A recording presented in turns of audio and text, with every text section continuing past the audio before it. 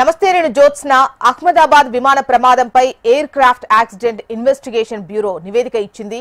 2 ఇంజన్లు ఆఫ్ కావడం వల్లే ప్రమాదం జరిగిందని వెల్లడించింది. రిపోర్టు ప్రకారం విమానం టేకాఫ్ అయిన సెకండ్ల వ్యవధిలో 2 ఇంజన్లు ఆఫ్ అయినట్టు నివేదికలో వెల్లడించింది. మధ్యాహ్నం 1:38:39 విమానం టేకాఫ్ అయిన వెంటనే 155 నాట్ల వేగంతో వెళ్లగా 1:38:42 180 నాట్ల గరిష్ట వేగాన్ని అందుకుంది. ఆ వెంటనే 2 ఇంజన్స్ ఆగిపోయాయి. సెకండ్ల వ్యవధిలో 2 ఇంజన్లకు ఇంధన సరఫరా ఆగిపోయింది. ముందు ఇంజన్ 1 ఆగిపోగా ఆ వెంటనే సెకండ్ గ్యాప్ లోనే ఇంజన్ 2 కూడా ఫ్యూయల్ కట్ ఆఫ్ అయింది. ఫ్యూయల్ స్విచ్లు రన్ నుంచి కట్ ఆఫ్ కు మారిపోయాయి. 2 ఇంజన్స్ 1 సెకండ్ గ్యాప్ లో ఆగిపోయాయి. ఫ్యూయల్ సప్లై లేకపోవడంతో N1, N2 ఇంజన్ల take off values పడిపోయాయి. 1:38:47 వేగం క్రమంగా తగ్గిపోయింది.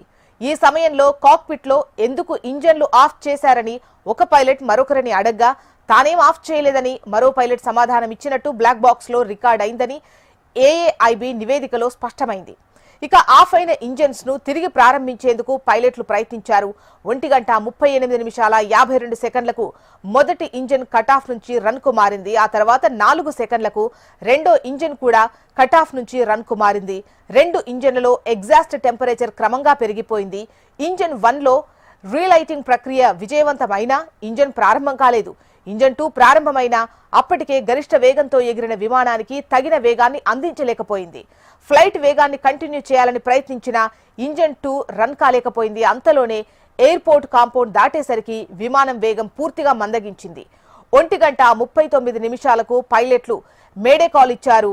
ఏటీసీఓ స్పందించినా తిరిగి పైలట్లు మాట్లాడలేదు. ఆ వెంటనే ఫ్లైట్ కూలిపోయింది.